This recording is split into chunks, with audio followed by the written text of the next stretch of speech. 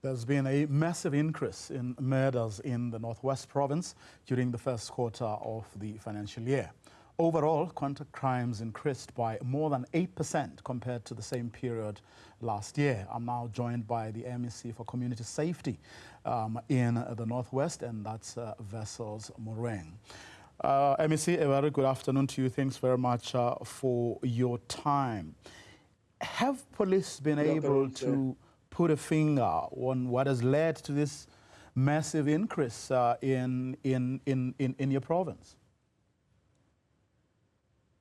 Good afternoon, sir. Let me take this opportunity to greet you and greet beautiful listeners at home. Of course, these are shocking news to us as the Northwest Province, and then we held a press conference today to communicate to the public.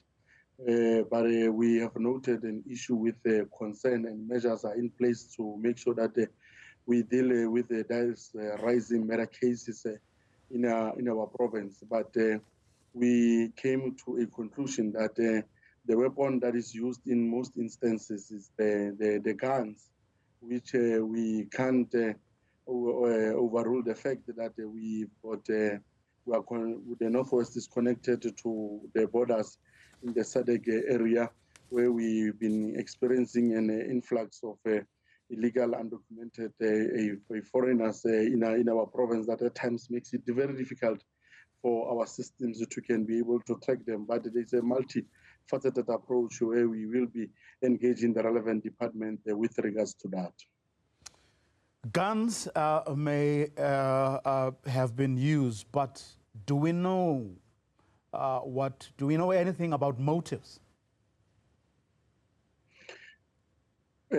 Most crimes they vary. Others, of course, are domestic crimes, but there is a rising. Well, for now, I'm just talking about murders. Right?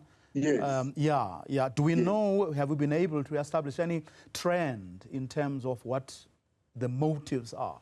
Yes, that is what I'm saying. Remember, some murder cases are as a result of a domestic violence. But over and above that, we have a problem of a rising culture of gangsterism, which our anti-gang unit is dealing with that to make sure that we nip the problem on the bud. That is also one of the causing factors of these killings as a result of a gun as a weapon that was used.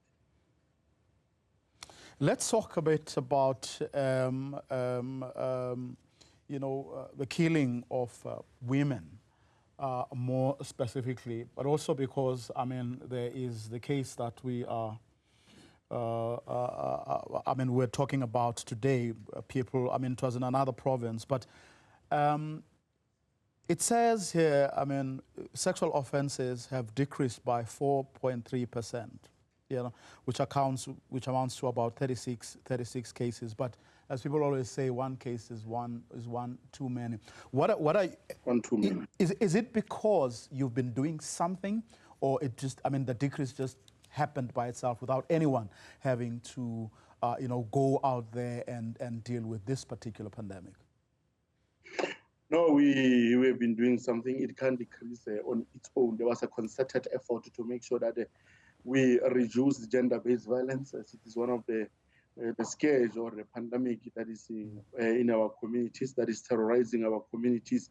Most of the time in this type of crime, they happen in closed doors. Perpetrators being close family members to the victim. But we have been having engagement with our communities, through our MPs. Even last week, I was in the area of Morweng.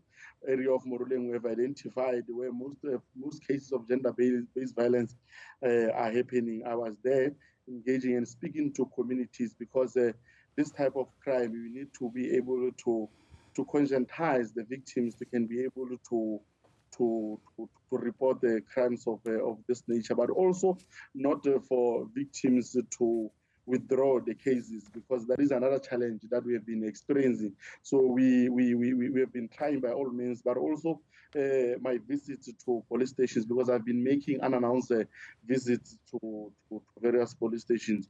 But importantly, in those visits, I will check the victim room, because the victim room must be welcoming. The victim room must be comforting for victims. We as government, we can't provide a second victimization to the victim. When the victims arrive at our various police stations, we need to give them the privacy they deserve. We need to treat their matter with the sensitivity they deserve. Those things on its own, they encourage one victims to come out. But also engagement with the community, with various stakeholders in the communities, the forum that organizes men, that organizes women, that organizes different sectors in our society. They can be able to change behavior, because you will recall this type of crime, it is also influenced by behavior.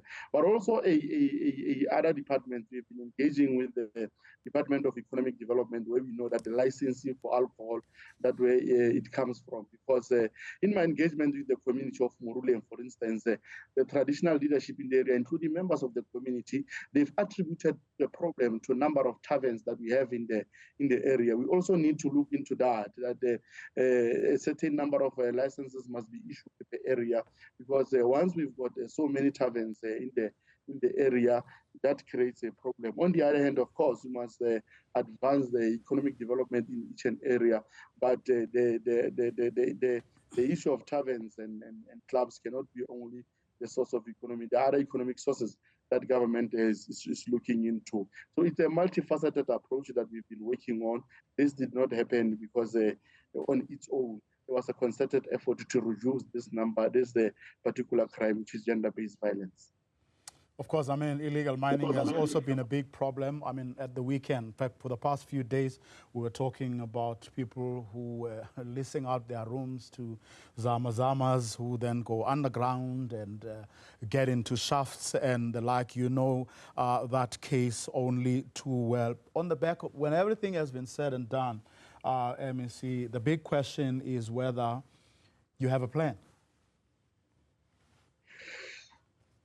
Of course, we and the listener at home, criminals do not have space in our community, including the legal mining that is hitting our province, because you'll recall our province is a mining area.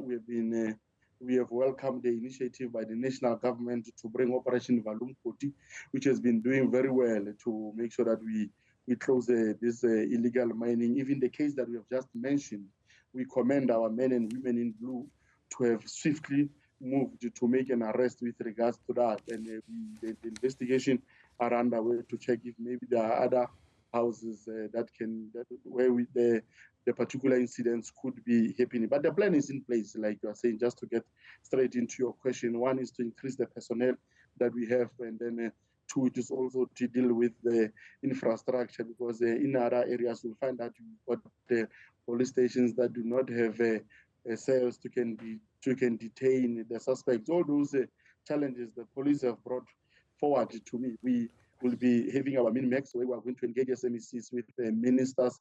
We will be raising those issues sharply, and we've got confidence in our minister that we will be able to sit down with him and develop an amicable solution to all these challenges, because central to all of them, it is the issue of a budget. But we as leaders, we cannot just sit and say we leave everything the way it is. We must be able to come with tangible solutions that will be able to assist our people. But I can assure you that most operations that our members of SAPS are engaging on, they are yielding results. For instance, Operation Shanyela, number of arrests are being made as a result of that operation. The operation that I've just spoken about, Operation Valumkoti, it is yielding results. So we are focusing. We are also looking at the possibility of developing technologies. I was last week. I was engaging with the drone unit in our TKC operation, the drone unit in the area of Gauteng.